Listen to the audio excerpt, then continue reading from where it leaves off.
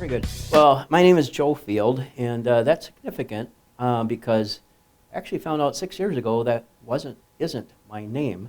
6 years ago, I actually found my dad for the first time. I was 60, so it kind of gives you a clue as to my age. But aside from that, I found my dad, even though I was never adopted. My mother had died 20-some years prior, never told me who he was except he was a fireman or a fire in the Air Force. That's all I had to go on other than the city of my birth. So decades of trying to find him off and on. I grew up fatherless, in the projects, in poverty, evicted 7 or 8 times. But somehow I made it to, on the law school and became an attorney. It was quite a journey, but throughout my life, like one piece of a puzzle missing out of 1,000 pieces, it just bugged me that I didn't know who my dad was. And then I was able to find him 6 years ago. And I share that in the book, how I did that. It does have something to do with DNA, family trees and things of that sort. That comes in handy.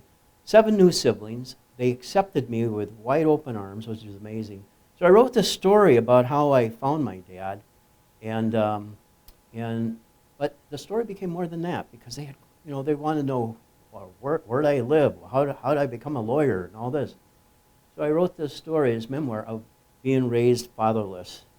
But see, Finding Joe Adams, that's my book, Finding Joe Adams. That's my dad's name. We were featured on national television, Fox and Friends, when we met back on July 29th, 2017. Actually, we were on TV together 2 days later, and they interviewed us. And it was a wonderful time. I flew down to the Houston area to meet him. And it was a powerful, impactful time. And that one missing piece of the 1,000-piece puzzle was snapped into place, and it completed something. But my emotions were so strong, I had to write about that story and then write about my rather quirky, eventful life that I equate to The Pursuit of Happiness meets Forrest Gump. Oh boy, that's a mixture. That's my life, and I wrote this story, and I've gotten an award from Reader's Favorite, bronze medal in Christian nonfiction, because Finding Joe Adams is not only about finding my dad, it's about God finding me. And my name is actually Joe Adams too, I learned. And so it has a couple meanings. And so it's a talk about my faith walk, a God I stiff-armed most of my life, but later in my life I came to accept him, and I began to see how he used other people to steer me in the right direction.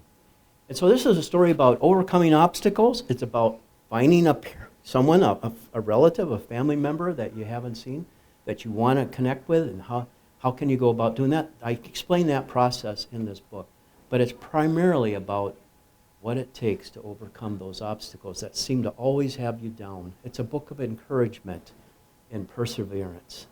So that would sum it up in a few minutes, and what Finding Joe Adams is all about. By the way, it did get a silver medal by Reader's Favorite a year later for a nonfiction audiobook.